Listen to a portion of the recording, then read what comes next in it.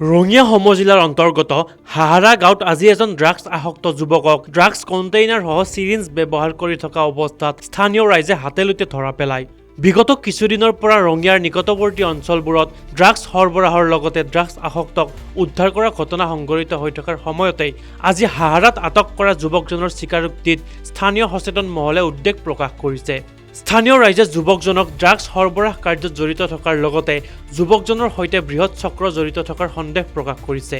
বিষয়টোক গুৰুত্ব সহকাৰে ল'বলৈ আৰু উচিত তদন্তৰ জৰিয়তে অতি শীঘ্ৰেই উক্ত চক্ৰটোৰ বিৰুদ্ধে বিহিত ব্যৱস্থা গ্ৰহণ কৰিবলৈ স্থানীয় ৰাইজে প্ৰশাসনক আহ্বান জনাইছে।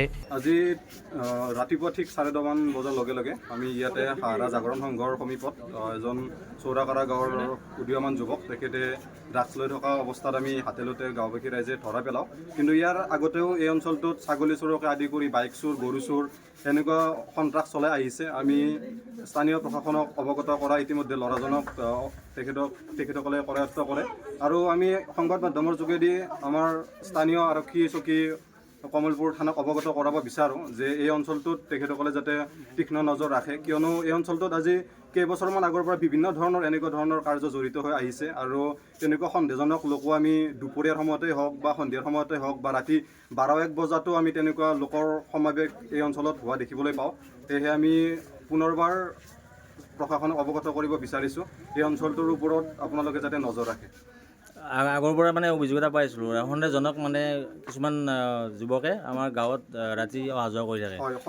এই কথাটো সঁচা নেকি? হয়, সঁচা কথা। আজিৰ 3 দিন আগতেই আমাৰ গাঁৱৰে পৰা গাঁৱৰ এঘৰ মানুহৰ তেখেতে ক'লে ছাগলী ডিঙি কাটি ছাগলী বস্তাত ভৰাই লৈ যোৱাও আমি খবৰ পাওঁ। আৰু আজি কেইমাহমান আগতে এই অঞ্চলত গৰু চোৰ, বাইক চোৰ আদিকে সন্ত্ৰাস চলাই আহিছে। ইয়াত সন্দেহজনক লোক আজি কেইমাহমান আগৰ পৰা বাৰুকৈ আমি এই অঞ্চলত দেখিবলৈ পাই আহিছোঁ। লগতে এই অঞ্চলত আমি চেইন চোৰো হৈ গৈছে। আজি 6 মাহমান আগতে বিভিন্ন সন্দেহজনক লোকেৰে এই হাহাৰা অঞ্চলটি ভৰি পৰিছে। আমি স্থানীয় প্ৰশাসনক আমি বাৰে বাৰে অনুৰোধ জনাম তেখেতসকলে যাতে এই অঞ্চলটোৰ ওপৰত নজৰ ৰাখে। আমাৰ গাঁৱৰ ব্যক্তি এজনে ড্ৰাগছৰ এটা কণ্টেইনাৰ পাইছে।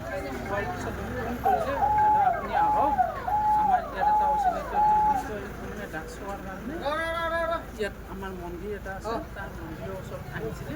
তাৰপিছত মই আহি দেখা পালোঁ তেওঁক আমাৰ ৰাইজে ৰাখি থৈ দিলে। খোৱাৰ পিছত মই প্ৰশাসন অচি ছাৰক ফোন কৰিছিলোঁ।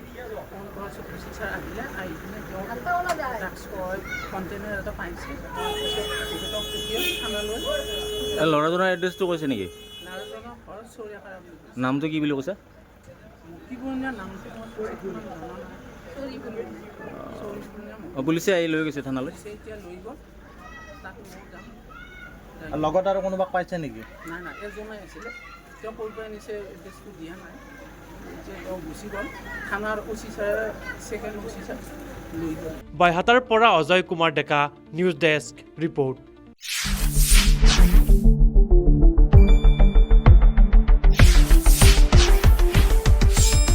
শুদ্ধ আৰু বিস্তৃত বাতৰিৰ বাবে চাই থাকক নিউজ ডেস্ক ৰিপৰ্ট।